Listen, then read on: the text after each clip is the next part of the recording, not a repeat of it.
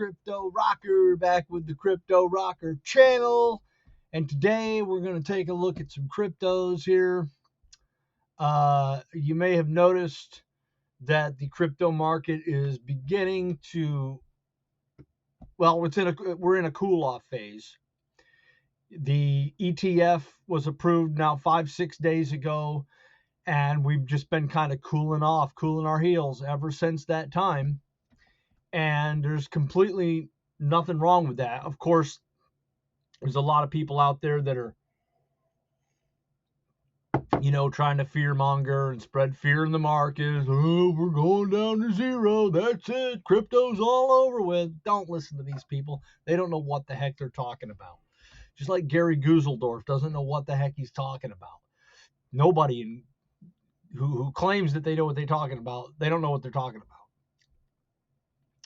But if you look at Bitcoin here, you look at the last 7 days, you see here, this was the day that the ETF came out, hit 48,000. And then ever since then, it's just been really cooling off, came all the way back down here to 42. And then it's just been trading straight sideways ever since then. I'm of the opinion that we're still going to have a deeper correction. I'm pretty sure that what's going to happen is that it's going to trade sideways for a little while, and then we're going to have like another leg down. I do see Bitcoin coming down to the 200-day moving average, but which is the 200-day moving average is at about $36,000, $36,000. And if that happens, then there's a very good possibility that things like Cardano are going to come down into, I would say, possibly down to probably maybe 42 cents, the 40-cent range. Other coins like XRP, they basically will all end up pulling back a little bit when Bitcoin draws down to that 200-day moving average down to $36,000. I think that the whole market will end up pulling back. And this is something that's actually really good. It really is. Nobody out there who should be worried about this. This is a healthy thing. When you have a market that goes up too far too fast, that's when things get a little scary, because at some point you're going to have a correction and a retracement. And, you don't want it to be too terribly much.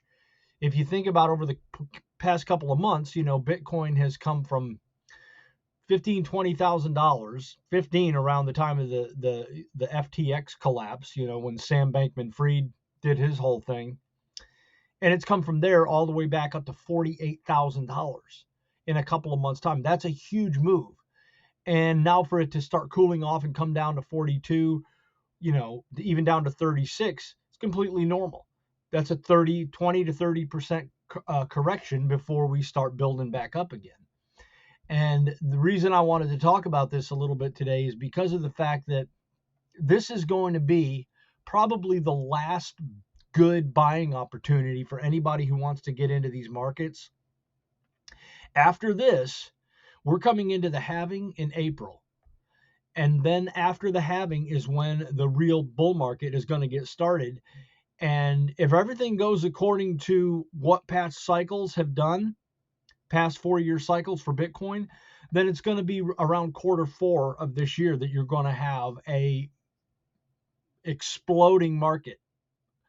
A massive bull market will be taking place. A ton of money will be rolling in from every sector. And now with the ETF in place, there'll be even more money coming in. If you go back 4 years, it was only retail. There was no official avenues for people to get in. Now all of a sudden the doors are open for institutional money, for everybody to come in and buy Bitcoin if they want to through this ETF. And through real investment firms like BlackRock and Fidelity and things like that. So if there was ever a time when anybody out there was ever thinking about getting into the crypto market, within the next couple of weeks, this is it. You've got a little bit of a window here to do this. And Bitcoin, I would say, yeah, buy Bitcoin, buy Ethereum, but if you want to avoid those because they are a little expensive, I've made a small list here of what I consider to be like 5 of the absolute top altcoins, and I'll add a 6th one just for the heck of it at the bottom here because it's one that I own and it's one I really like. So I'll just go through them real quick. Internet computer protocol, I think, is going to have a massive bull market this time around. It's one of the most perfect blockchains out there. It's awesome crypto. Fetch AI is a future token. It's one that's going to be really having a great bull market. It's an artificial intelligence. Fetch AI is really one for the future. You bet on Fetch AI, you're betting on the future. And as much as people out there don't like AI, I don't like AI. I think AI is terrible. It's going to take jobs away from people. Eventually you're going to have Terminators running around. But there's no stopping the future. There's no stopping this progress. Okay. And you might as well make profits on it, right? Cardano is going to be one that's going to have a super good bull run. It's really going to do well. It's going to go probably $4 or $5 this bull market. Polygon is going to do the same thing. It's got, it's all-time highs. Oh, one of the things I was going to do is talk about the all-time highs for this. Cardano, I think the all-time high for Cardano, let's look at that real quick. Cardano, look at all here. Back here in the bull market of 2021, September 2021, it hit a price of about $2.95. And these cryptos, they always go back to these all-time highs. Okay. So right now you can get Cardano at 52 cents, and in the bull market, it's going to be going back to this level. Now you can see here, if you look at this, it's already making huge moves. So don't hesitate to think that lightning can't strike twice. It absolutely can, and it does. This is the bull market from way back here in 2018. Okay. That's January 5th of 2018 when it went way up and you made a boatload of money. And then here we are several years later, basically doing the same thing. Big bull market, the 4-year cycle. And then here we are now. We're coming into 4 years later, and this thing is already starting to get heated up again. So some people might look at this and think, well, gosh, Cardano was at 24 cents here just a few months ago. And then now here it's all the way up to 52 cents. I don't want to get in here. I'm going to wait for a lower price. You could do that. Right now you can, because I think you are going to see a little bit lower price. But when Cardano is up here at $4, are you really going to care whether you got in at 52 cents or 42 cents or 32 cents? No. This is bargain basement prices for Cardano based upon where it's going and past prices. Okay. Let's look at Polygon real quick here. Polygon is one of the absolute best. It has oh no, not Polkadot. Polkadot's good too, though. It's at $7. I heard recently Polkadot 2.0 is coming out, so it's going to be huge, and most likely it's going to be having a run up to $50, $60 or more in this bull market. So getting in at $7.35 is not a bad move. I would definitely recommend getting that. Actually, any one of these. You can look on CoinMarketCap, any of the top 50 coins, pretty much guaranteed you are going to make money. This bull market is going to freaking go crazy in the next 12 to 18 months. Okay, here's Polygon right here. We've got an all-time high for Polygon back in 2021. Same thing. That was $2.87 for an all-time high for Polygon. And you can see here that when the bull market got started, it started going up, and it just basically stayed up here for, you could have gotten in anywhere like here, and then you would have had a long time to decide to sell or take profits. You know what I mean? That's what happens in these markets. They move fast, but not too terribly fast. You actually do have time to breathe. You have time to decide on things, make decisions for yourself. Polygon, maybe it's Polygon that's right. Polygon is the one that's having the upgrade. Right now it's at 83 cents. I think it's going to come down and see the 60-cent level again because we're in a little slight cool off period. Like I said, I see Bitcoin coming down to that 200-day, and I see these other altcoins also pulling back to this level, which is going to be a prime buying zone for a lot of these cryptos. Now, if anybody out there, is thinking about getting into crypto, don't be a day trader. Okay. I mean, unless you're a pro at it, unless you're glued to these charts 24/7, and you pretty much have to be trading with hundreds of thousands of dollars, and you get in at 84 cents, and then when it goes up to 86 cents, you sell and get out, and you make a few $1,000s. That works if you're trading with a whole lot of money and not using crazy amounts of leverage. But if you're not doing that, it doesn't make sense to take that 2-cent scalp. What you want to do is you want to buy in and you want to hold. And if you do get in, don't be concerned about little pullbacks and little short-term action. Buy, hold, and realize where this market is going. It's going back to here. These past cycles, these cryptos, I've been in crypto for a long time, and I'm going to tell you what right now, can pretty much guarantee you that these things are going to blow up and revisit and go beyond their past all-time highs. Okay, Bitcoin does the same thing every 4 years. The rest of these altcoins, they do the same thing every 4 years. And this bull market here that we're in now is going to be the craziest bull market of them all, because we just got the ETF passed. But in a very real sense, we're still in the wild west of crypto, which means even the crappiest crap coin out there is going to be able to, you're going to be able to make money. So buy Dogecoin, buy Shiba Inu, buy the other meme coins. Who cares? It doesn't matter. They're all going to make money. I would suggest that you stick with reputable exchanges like Coinbase, something like that. Binance is good, but make sure you're not going to some crazy obscure thing way overseas that's offering crazy rewards and all this stuff, because if you put your money on that thing, there's a chance you could wake up one day and say, oh, I'm sorry, U.S. trading has been restricted. We're no longer able to give you access to your account. My buddy in Texas actually had that happen. Now, luckily, he didn't have too much on this exchange.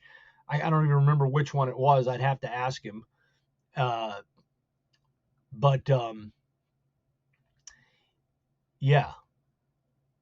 you don't want to get too crazy there. Okay, so Polygon. The next one I would recommend, Chainlink.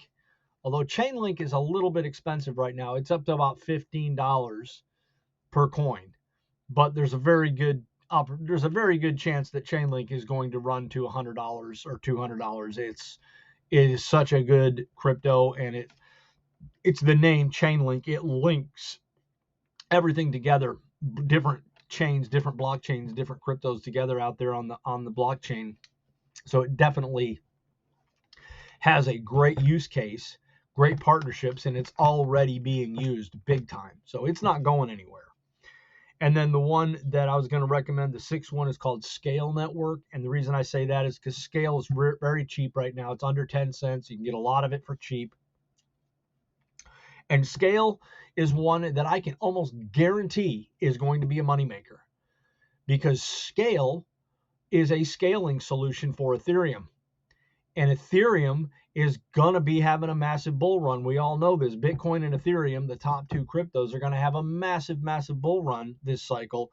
And whenever Ethereum goes, Scale goes. Okay.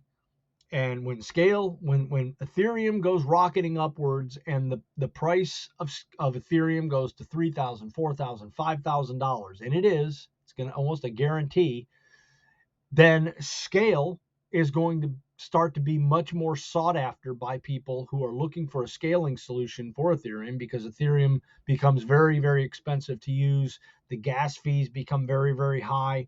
And so people want alternatives. So they go to Scale to get the much better prices. So this whole market, though, is really on the brink. There's so much positive action going on. And yeah, I just got a ton of confidence in this thing, and I just want to make these videos because I do think that people out there, I would just say do your own research on it. Look at this market and realize that this is an amazing opportunity. It really is. And considering the state of the world we're in, why not take a chance on something like this? Because, I mean, we know what's going on in this world. There's just like so much insanity. The whole thing could spin out of control any day now. So it's like, why not, right? Why not take a chance and actually take the chance to really make some serious money on these markets here? Because there is, right now it's January. We've still got about another year or more of Biden, and there's no telling what antics he could pull while he's still in office. There's a chance that they're going to fire up that printing press again and start just printing up tons of money. And if that happens, then whatever dollars you're holding in the bank are going to become worth even less than they are right now. They're just going to be losing value. And so, like I've said before, this is traditionally throughout history, this is why people hedge themselves against things like inflation by putting their money into commodities like gold or silver or buying some real estate. That's the great thing about real estate. You realize that that is one of the reasons why people invest in real estate, because that old saying, buy real estate because God is not making any more land, that's it. It's like it's finite. Now, sure, there's more houses and stuff being built, but when you've got a piece of real estate, you've got something that can't be manipulated. You know what I mean? And that's what Michael Saylor says about Bitcoin. He says it's digital property, that owning Bitcoin and owning some of these cryptos is like owning a piece of property. And the reason is because of the fact that, like for Bitcoin in particular, it's fixed supply. When you own some Bitcoin, it's like you own a piece of property, and they're not going to be making more of it. You can't do that. They're mining more of it, but that is all a part of what is going to end up being the final existing supply of Bitcoin, which can never be increased from that 21 million. And if you think about all of the Bitcoin that's been lost because of, stupid people who were not far-sighted enough to realize what Bitcoin was going to be worth, and they mined it on their computers, then they threw their computers away, or they put it on a ledger and then they forgot their password. They were not careful. And so you got a whole bunch of Bitcoin that got lost out there. So in reality, there might end up only being like 19 or 20 million Bitcoin, which is actually a good thing for all of the people who hold Bitcoin. It means the Bitcoin that you're holding is even more rare and will be even worth more in the future. I'm going to just say,